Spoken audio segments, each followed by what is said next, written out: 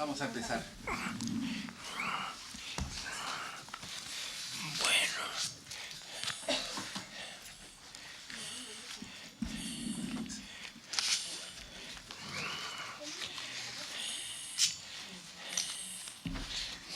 Continuamos. Bueno. Perdona, Alex, te voy a... Si tuve un no grave problema, pero en principio esta sesión estaba fuera del plan, ¿no? Y la charla anterior hice un batido de dos cosas distintas, ¿no? Porque creía que era una sola charla. Ahora me encuentro con que no puedo repetir lo mismo. O sea, en cierta manera voy a tocar los mismos temas, pero voy a tratar más de profundizar algunas cosas, ¿no? La otra vez le hablé de la crisis, etcétera, que ya venía hablando hace mucho. Así que no vamos a hablar de la crisis. Vamos a hablar de la declinación de los Estados Unidos más propiamente, ¿no? Que tiene varias cuestiones. Hay un gran debate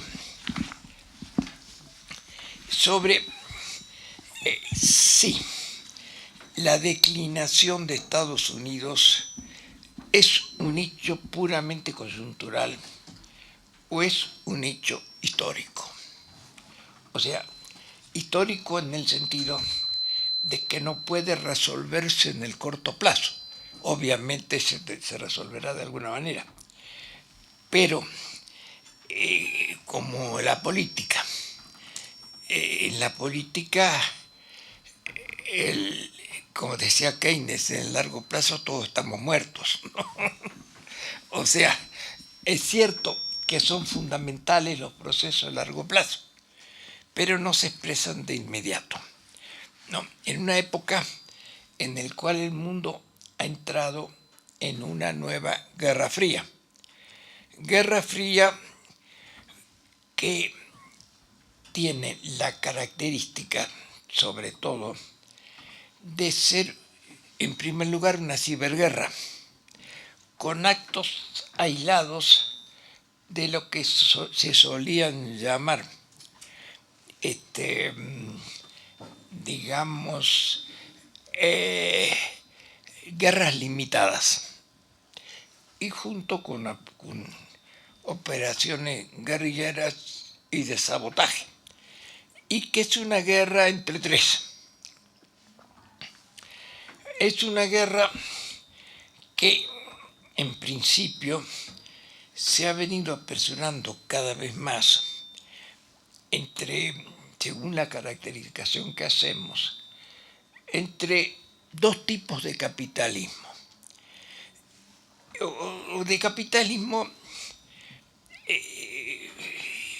la palabra tal vez no sea la más precisa, son dos tipos de capitalismo, pero es entre el capitalismo neoliberal y países de economía mixta que regulan al capitalismo y que tienen algún elemento, digamos, de socialismo.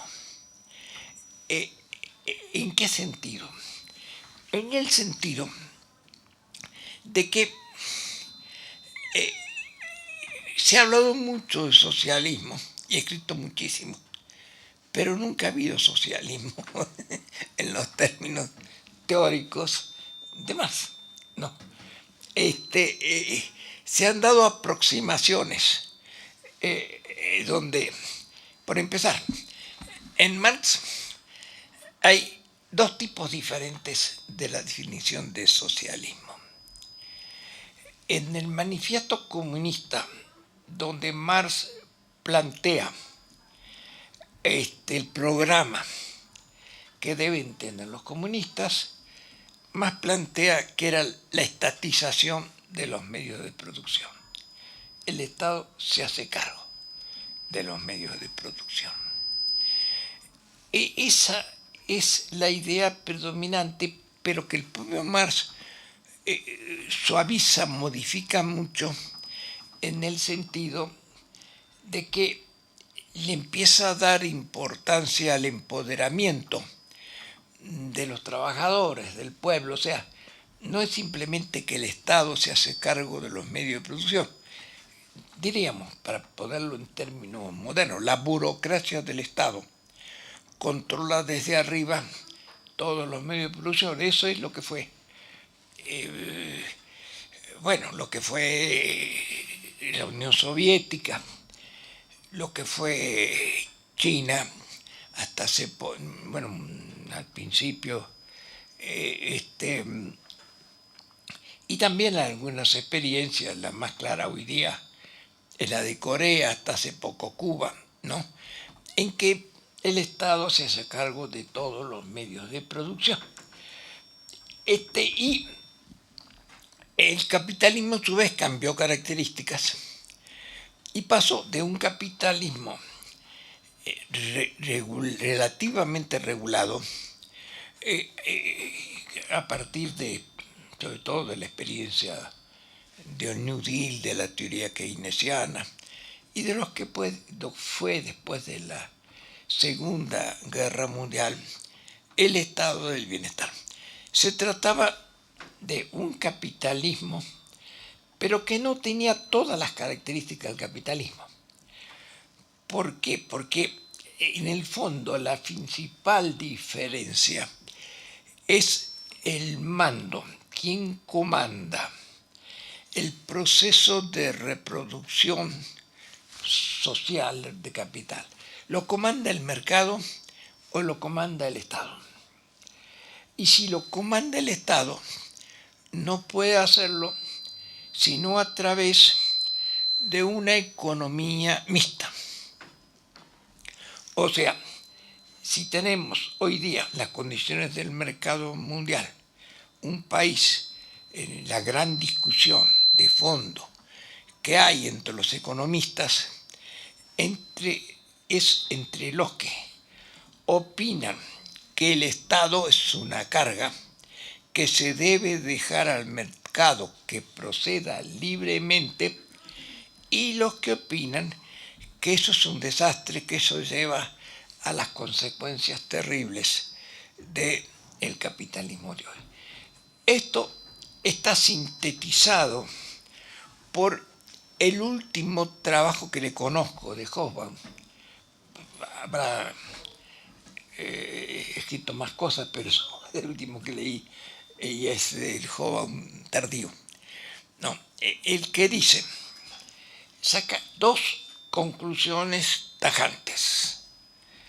Hemos experimentado lo que podríamos llamar el socialismo de Estado, socialismo burocrático, que era el socialismo de la Unión Soviética, de la primera etapa de China, de Cuba, llevado hasta la caricatura en Corea del Norte. No. Y eso no funciona. No puede funcionar. Ya probó que no puede funcionar. Y al mismo tiempo decía que también estaba probado que el capitalismo neoliberal tampoco podía funcionar. Entonces había que hacer un gran esfuerzo para encontrar formas nuevas. Él no da la solución. Él dice que no puede funcionar. Y en el mundo de hoy, de hecho, se ha dado, al margen de los libros, ¿no? Porque se trata de cosas no teorizadas, un conflicto de hecho entre los países dominados por el mercado. Cuando decimos dominados por el mercado, a un nivel que incluso más ni Adam Smith se hubieran imaginado, porque Adam Smith, que es el supuesto padre del neoliberalismo, según ellos, en la época en que de los orígenes del capitalismo, contra el capitalismo lucha contra el mercantilismo, que era una forma de bloquear el desarrollo de la producción a través de monopolios privados, ¿no?, de enormes compañías que impedían el desarrollo de la pequeña empresa, o sea, obstruían completamente el desarrollo del mercado. Entonces Adam Smith plantea, su planteo del capitalismo era, solo hace un análisis social. El mercantilismo se ha agotado. No, es necesario, en una época histórica en la cual existían gérmenes de capitalismo muy importantes, de arriba y de abajo, ¿no?, dependiendo de los diferentes países. Él era partidario de la fórmula de transición al capitalismo más avanzada. Él veía que se trataba de dejar libertad al capital, salvo aquellos lugares, aquellas funciones públicas que el Estado no podía delegar en los particulares sin causar un severo desastre del Estado, digo, de la economía. Me refiero al ejército, a la policía y a las funciones sociales, que hoy día lo que se conoce como funciones sociales, el Estado, les digo, la salud, la educación y una serie de tareas, las obras públicas, sobre todo las grandes obras públicas, ¿no?, que requerían de grandes inversiones que en general los particulares no podían realizar. Entonces, Adam Smith hacía esta excepción, que no hacen para nada los neoliberales. Los neoliberales, que se reivindican discípulos de Adam Smith, se diferencian profundamente de Adam Smith en el sentido que quieren privatizar todo. Por ejemplo, el proceso de privatización ha llegado a tanto en la guerra de Vietnam, la guerra de Irak, que los que se han tomado el trabajo de hacer la cuenta sostienen que eran más los hombres, los soldados correspondientes a empresas privadas de guerra operando con mercenarios, que los propios soldados de línea reclutados, no, por los ejércitos. Que eso mismo pasaba en Estados Unidos, por ejemplo, con las cárceles, ¿no?, que han sido privatizadas, desde luego, por casi toda la educación. Incluso el Estado lo que hacía, por ejemplo, es muy interesante el caso de Chile. En Chile fue uno de los temas más discutidos. El Estado, bajo el gobierno de los neopinochetistas, digamos, de los pinochetistas arrepentidos que han ganado ahora las elecciones, de hecho, privatizaban prácticamente las mejores universidades y el Estado lo que hacía era subsidiarlos. Era un negocio subsidiado por el Estado, pero un negocio. Entonces el negocio se apodera de todos los principales, instituciones de la vida social. No solamente de las empresas, convierten empresas a funciones sociales, como es en este caso, como ya decía, los servicios públicos, la educación, la salud, etc. Lo que plantea Hobsbawm es que este tipo de capitalismo ha fracasado históricamente. Y se plantea el dilema.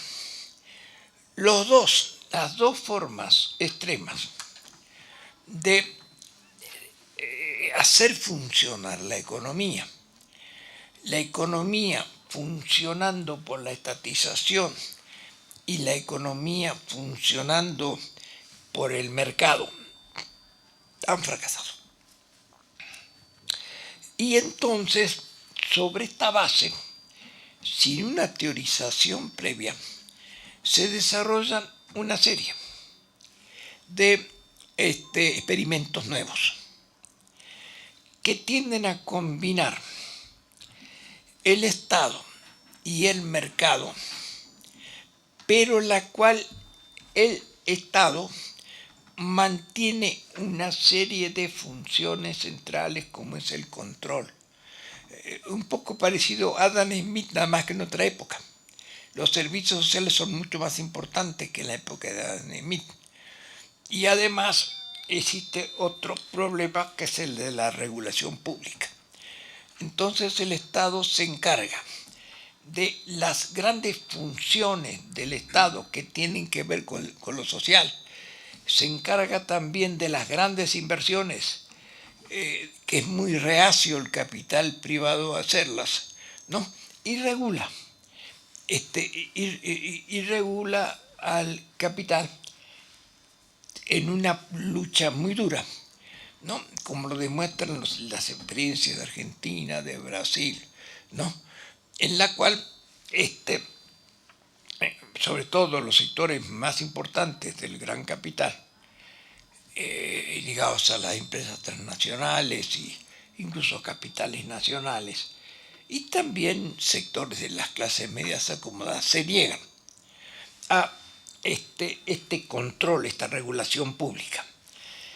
Pero sea lo que opine los diversos, sean cualquiera las opiniones ideológicas de las distintas corrientes de pensamiento, lo cierto es que en el mundo se está dando, encabezados por Rusia, por China y Irán, en su momento por países de América del Sur,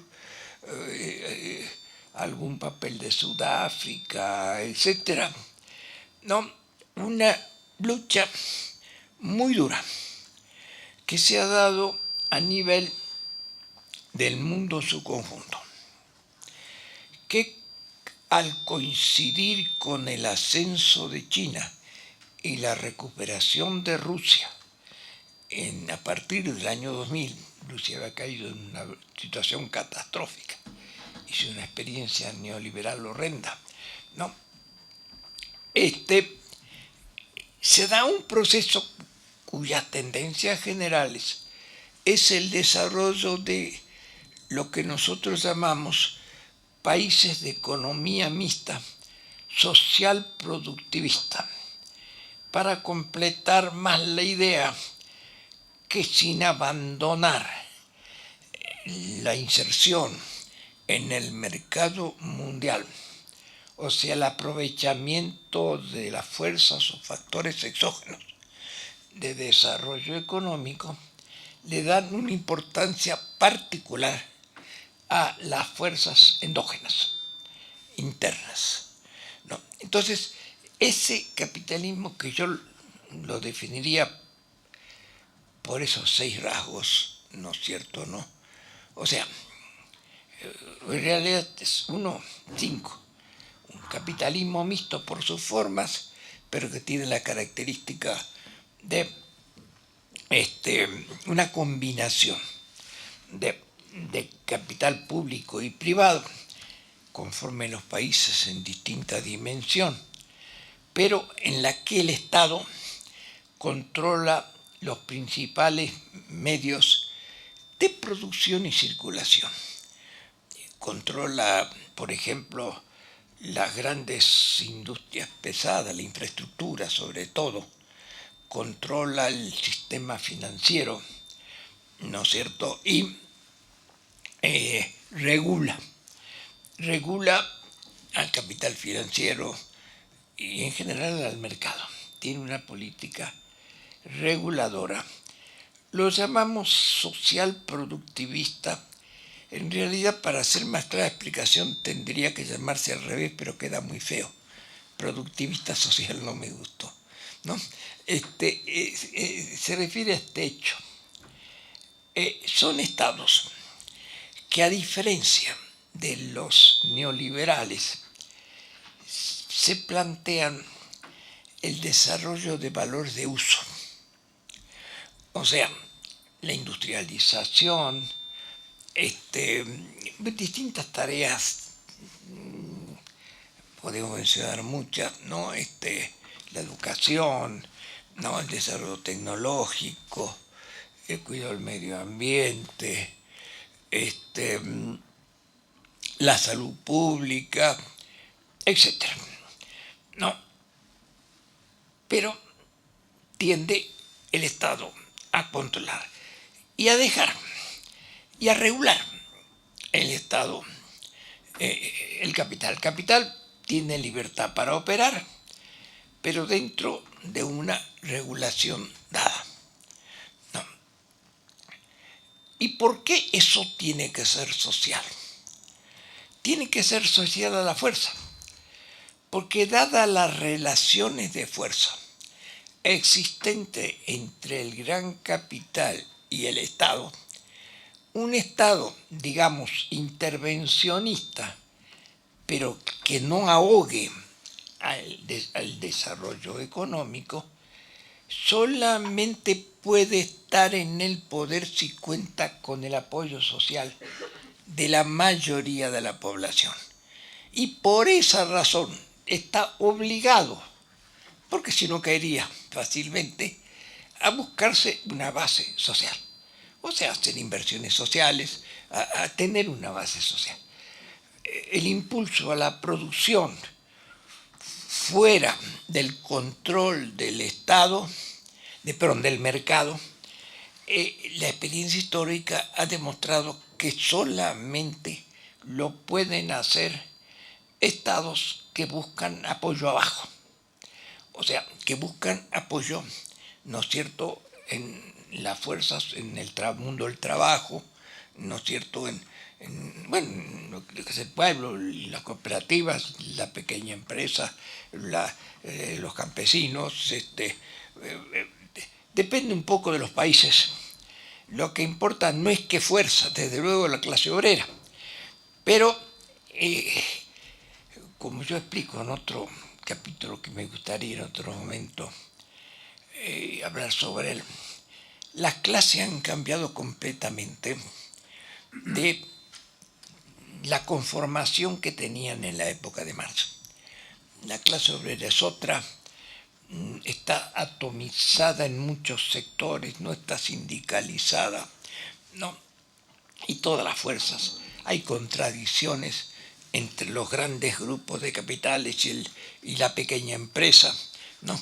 Esto hace la posibilidad de una serie de gobiernos que nosotros hemos llamado social productivista por estas razones. No se puede plantear proyectos de desarrollo económico por fuera de las directivas del mercado sin tener apoyo popular. Entonces, no es que necesariamente sean así, sino que si no son así, están inevitablemente condenados a caer. Y a esto le agrego otra cuestión, que es fundamental que estos estados, nosotros en otro trabajo hacemos una diferencia. En economía decimos que hay fuerzas exógenas y endógenas, y que las dos fuerzas económicas promueven el desarrollo económico si son bien utilizadas. Las fuerzas endógenas obviamente son la acumulación de capital, el mercado interno, el desarrollo de la tecnología, etcétera, etcétera.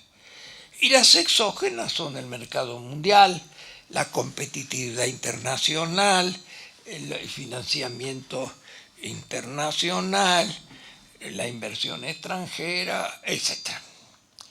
Y una característica de estos nuevos estados es que, digamos, se apoyan en las fuerzas endógenas, pero sin descuidar los enlaces internacionales. Dependiendo de la estructura de cada país, hacen cosas distintas, ¿no? Y esto es incluso con independencia de los gobiernos. Vamos a poner un ejemplo, la India. La India fue un país que tuvo un importante desarrollo de una economía mixta. Su sistema bancario era público en lo fundamental y tenía una gran cantidad de empresas públicas. En la época que gobernaba el partido del Congreso, el partido de los Gandhi. Últimamente han tomado el poder una suerte curiosa de neoliberales fundamentalistas religiosos, partidarios del libre mercado, pero que no tienen fuerza política. Este país está dividido el Congreso, hay enormes resistencias a eliminar por completo esa base económica.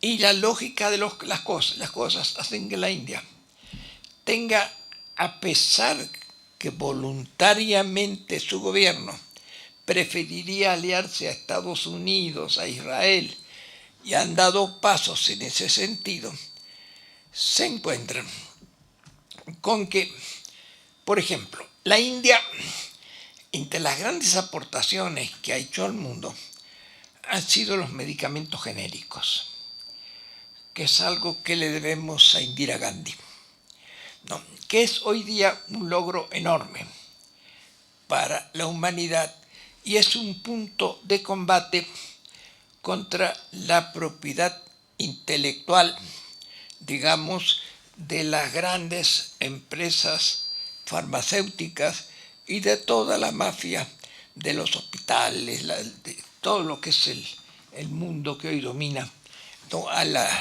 a la salud pública. Al mismo tiempo que se da ese fenómeno de persistencia de economía pública, se da que por distintas razones, sobre todo diríamos geopolíticas, la India necesita gas de Irán, de Rusia, que el armamento de su ejército es casi todo de origen ruso, de otra época, cuando India era aliada India era aliada de Rusia. Muchas cosas eran parte de lo que era, ¿no es cierto?, movimientos no alineados, pero tenía muchas relaciones con Rusia y su ejército fue fundamentalmente hecho por, digamos, las fuerzas, fue hecho sobre todo siguiendo el ejemplo soviético. Incluso la experiencia de la India en la primera etapa de desarrollo se pareció mucho a la experiencia rusa. Los planes quinquenales, el control del Estado muy grande, aunque obviamente no eran países comunistas, pero sí tomaban algunos de sus rasgos, que no son fáciles de cambiar, porque hay una correlación de fuerza, un entramado institucional, donde hay una pelea muy fuerte, ¿no? Y lo que quiero decir, que también juegan los factores geopolíticos en esto, en las alianzas, ¿no? Y podemos citar muchos países en este sentido. Entonces, el mundo poco a poco ha caminado hacia una polarización entre los países que aceptan la dominación del orden mundial por el neoliberalismo bajo la hegemonía de Estados Unidos y estas nuevas fuerzas ascendentes, que en realidad, en términos teóricos, son economías mixtas, donde hay, por así decir, un capitalismo combinado con ciertos elementos de socialismo, entendiendo por socialismo no a la estatización de los medios de producción, sino el control de ciertos mecanismos fundamentales de la reproducción social. Esto es un fenómeno que va más allá de las fuerzas políticas. Es la lógica, o sea, el capital neoliberal necesita expandirse y lucha por expandirse. Y los países que adoptan esta otra conformación luchan por defenderse, luchan por adoptar formas de mayor regulación pública, de mayor apoyo en el mercado interno, ¿no?, sin dejar de aprovechar el mercado mundial, ¿no? Y, bueno, lo que ya les dije, ¿no? Lo que es la búsqueda de una base social para no ser barridos y derrotados, ¿no?, por el capitalismo neoliberal. Bueno, yo diría que este es el punto de partida del fondo de lo que es hoy día la estructura económica mundial y la lucha que se ha venido gestando a lo largo, por muchas vicisitudes ha pasado, desde el arranque del neoliberalismo y la caída del socialismo de Estado, hacia la conformación de nuevos países y bloques, ¿no? Por ejemplo, Rusia se apoya en un bloque de países, Irán también, China también, eso es muy claro en Asia, ¿no? Y en su momento, en América Latina, en América del Sur, dominó digamos, las fuerzas contrarias al neoliberalismo, pero que tenían algo en común. No hay entre estas nuevas fuerzas algo parecido a una teoría. Es un hecho empírico, donde diversos países tienden a coincidir en cuestiones fundamentales, pero sin que haya tratados, libros que digan cuáles deben ser esas políticas. Los da de hecho la vida cotidiana. En América del Sur, hace, digamos, una década, se daba el curioso fenómeno de que en Venezuela gobernaba un militar, en Paraguay gobernaba un cura, en, digamos, Argentina y Chile eran presidentas dos mujeres. Políticos profesionales había pocos, ¿no? Correa era un economista, ¿no?, sin experiencia política. Y entre fuerzas que existen en los países e individualidades que asumen la tarea de conjuntar grandes fuerzas aprovechando coyunturas favorables, se da unidad en la acción que terminará en una guerra fría que cada vez más rige los dominios del mundo y que tiene variables. No es que los países se inclinen para siempre de un lado para otro. Por ejemplo, Corea del Sur. Corea del Sur fue una de las bases principales del dominio del Extremo Oriente por Estados Unidos, ya desde la posguerra, el esfuerzo de Estados Unidos por contener a China, el crecimiento, digamos, de la burguesía, del gran empresariado coreano, se dio sobre la base del apoyo, del gran apoyo de Estados Unidos, como de una manera parecida como se dio en Europa, con la diferencia que en Europa había sí un sistema político previo,